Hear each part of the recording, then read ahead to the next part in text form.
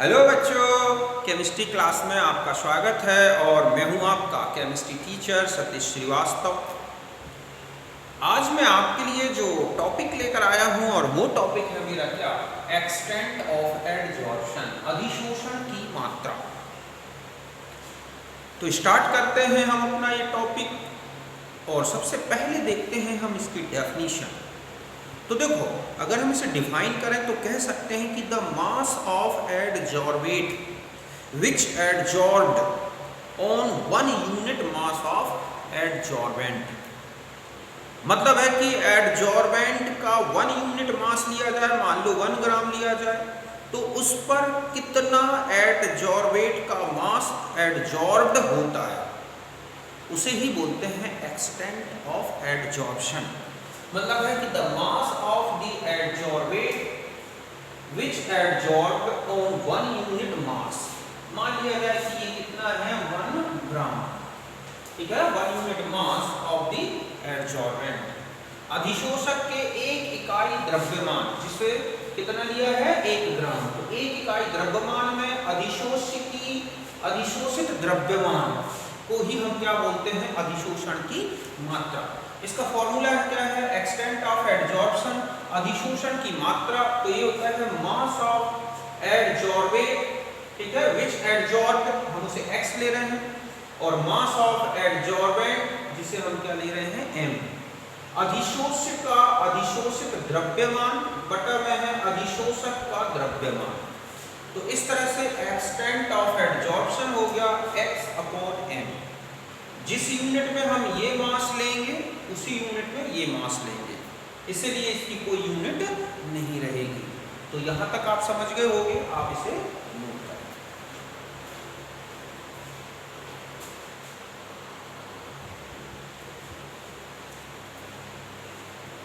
अब देखो, x/m और प्रेशर या फिर टेम्परेचर, इनके बीच में एक ग्राफिकल रिप्रेजेंटेशन दिया जा सकता है।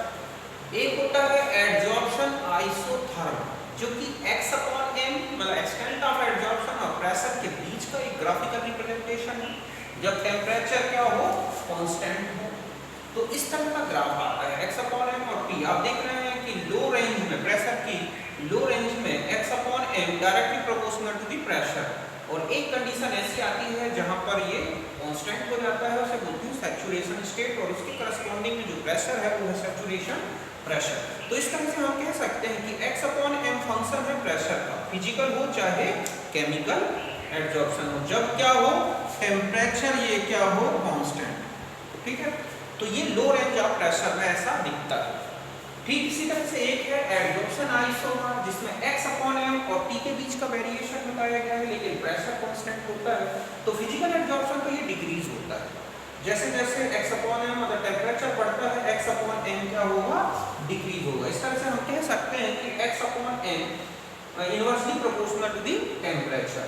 लेकिन अगर हम केमिकल एडजॉर्प्शन की बात करें तो ये पहले बढ़ता है x/m टेम्परेचर बढ़ने से। क्यों? क्योंकि केमिकल एडजॉर्प्शन एक केमिकल रिएक्शन है, और जैसे ही हम हीट प्रोवाइड कराएंगे तो वो हीट एनर्जी किसके लिए यूज हो जाती है, जो एडजॉर्बेट है और एडजॉर्बेंट उन मॉलिक्यूल को एक्टिवेट करने के लिए। तो इस तरह से पहला बढ़ता है x/m, लेकिन एक मैक्सिमम एडजॉर्प्शन तक पहुंच कर डिक्रीज होना शुरू होता है, क्योंकि फिर हाई टेम्परेचर में कंपाउंड जो है, जो एडजॉर्बेट है, वो डिसोसिएटेड हो सकता है, सरफेस से हट सकता है। तो इस तरह से हम कहें कि x/m फंक्शन है टेम्परेचर का एट कांस्टेंट प्रेशर। ये किसके लिए है, केमिकल एडजॉर्प्शन के लिए। इसका मतलब है कि x/m बढ़ेगा जब टेम्परेचर बढ़ता है। तो हम ऐसा भी कह सकते हैं कि जो ओवरऑल अगर आप देखें तो केमिकल एडजॉर्प्शन यहाँ पर प्रेशर से पे भी डिपेंड करता है और यहाँ पर टेम्परेचर पर। तो हम ऐसा भी कह सकते हैं कि x/m the function of temperature and pressure, दोनों पर डिपेंड, दोनों के साथ बढ़ता है, ठीक है। तो यहां तक आप नोट कर लें।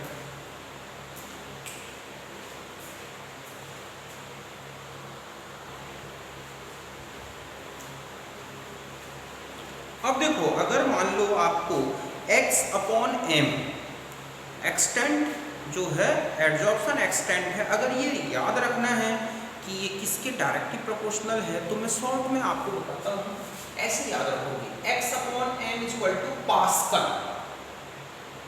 मतलब x/m directly proportional to the pascal, directly proportional to the pascal, जहां p क्या है, प्रेशर ऑफ एडजॉर्बेट गैस, है ना। as का मतलब है area of surface of adsorbent, मतलब जितना ज्यादा प्रेशर उतना ज्यादा x/m, ये फिजिकल एडजॉर्प्शन के लिए बता रहा हूँ। as का मतलब है area of surface of adsorbent, adsorbent का जितना ज्यादा एरिया होगा उतना ही ज्यादा x/m आएगा, अमाउंट भले कम हो, ठीक है। c है critical temperature of adsorbate gas, जितना ज्यादा एडजॉर्बेट गैस का क्रिटिकल टेम्परेचर होगा उसका x/m उतना ज्यादा आएगा। और l का है lower size of particles of adsorbent, मतलब एडजॉर्बेंट के जो पार्टिकल्स हैं जितने लोअर साइज के होंगे उतना ही ज्यादा x/m होगा, ये है फिजिकल एडजॉर्प्शन। और अगर आप केमिकल एडजॉर्प्शन में जाएं तो बस इसमें पास्कल और T और जोड़ देना है, यहाँ पर T बस वही, बाकी सब ये है, T है यहाँ पर क्या, टेम्परेचर, मतलब टेम्परेचर इंक्रीज करने से भी x/m इंक्रीज होता है। तो ये आपको ध्यान रखना है कि एक्सटेंट ऑफ एडजॉर्प्शन इस तरह से इन पर डिपेंड करता है। अब मैं x/m से रिलेटेड एक न्यूमेरिकल प्रॉब्लम बता रहा हूँ आपको। क्वेश्चन था कि 50 ml, ठीक है, हमारा क्वेश्चन है कि 50 ml of 1 molar oxalic acid is shaken with 0.5 gram of good charcoal. The final concentration of solution after adsorption is 0.5 molar. Calculate x/m. 50 ml 1 molar oxalic अम्ल के विलयन में 0.5 ग्राम लकड़ी का चारकोल मिलाया और अधिशोषण किया गया।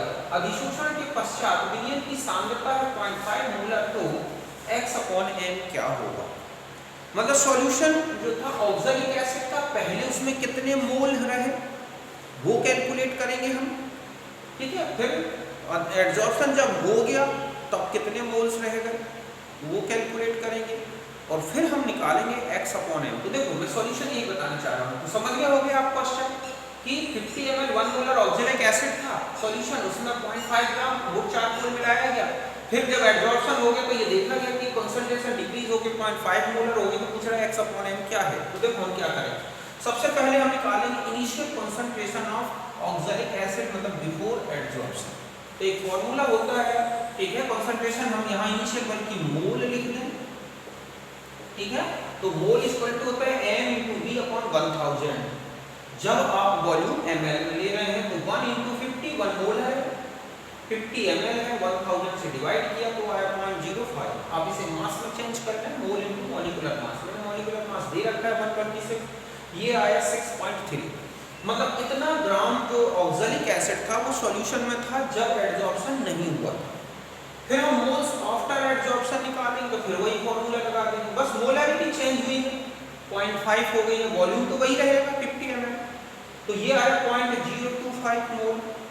फिर आपने इसके मास में चेंज कर लिया, ये आ गया 3.15। तो यहाँ पर ये एडजॉर्प्शन से पहले का जो अमाउंट था, मास था एडजॉर्बेट का, ये इसके बाद हो गया एडजॉर्प्शन के बाद एडजॉर्बेट का अमाउंट। तो पहले आप इतना नोट करें, ठीक है।